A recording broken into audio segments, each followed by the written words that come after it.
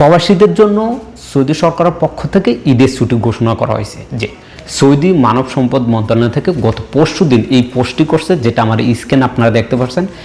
সব সেক্টরের জন্য, সকল প্রবাসীদের জন্য ঈদের ছুটি ঘোষণা করা হয়েছে। জি, আপনি ঠিকই শুনেছেন, 4 দিনের ছুটি ঘোষণা করা হয়েছে। এইখানে এইবার একটু সরকারের পক্ষ থেকে একেবারে কড়াকড়ি ডেডলাইন দিয়ে দিয়েছে, যেখানে স্ক্রিনে দেখতে পাচ্ছেন সৌদি সরকারের পক্ষ থেকে বলা হয়েছে যে 18 তারিখ অর্থাৎ 18ই মার্চ কর্মদিবসের শেষ দিন আপনার কাজের সর্বশেষ ডিউটি, এবং 19, 20, 21, 22 এই 4 দিন আপনার ছুটি থাকবে।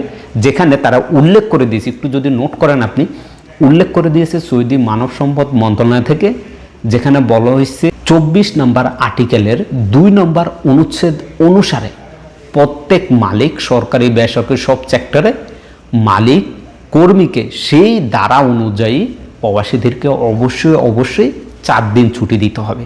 যে আপনি ঠিকই শুনেছেন।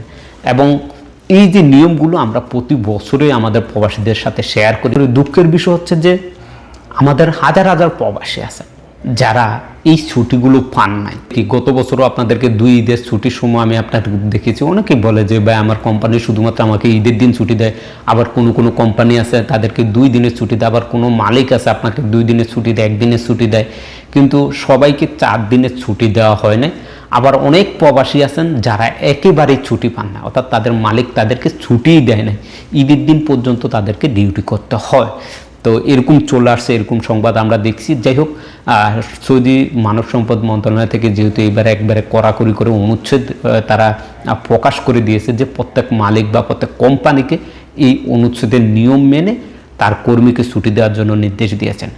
ঈদের ছুটি এই 4 দিন প্রবাসীদের জন্য ঘোষণা করা হয়েছে। ভিডিওটি শেয়ার করবেন, আমাদের হাজার হাজার প্রবাসী ভাই দেখে হয়তোবা তারাও তাদের মালিকের কাছ থেকে ছুটিটি আদায় করে নিতে পারবে। সবাই ভালো থাকবেন, সুস্থ থাকবেন। আল্লাহ হাফেজ।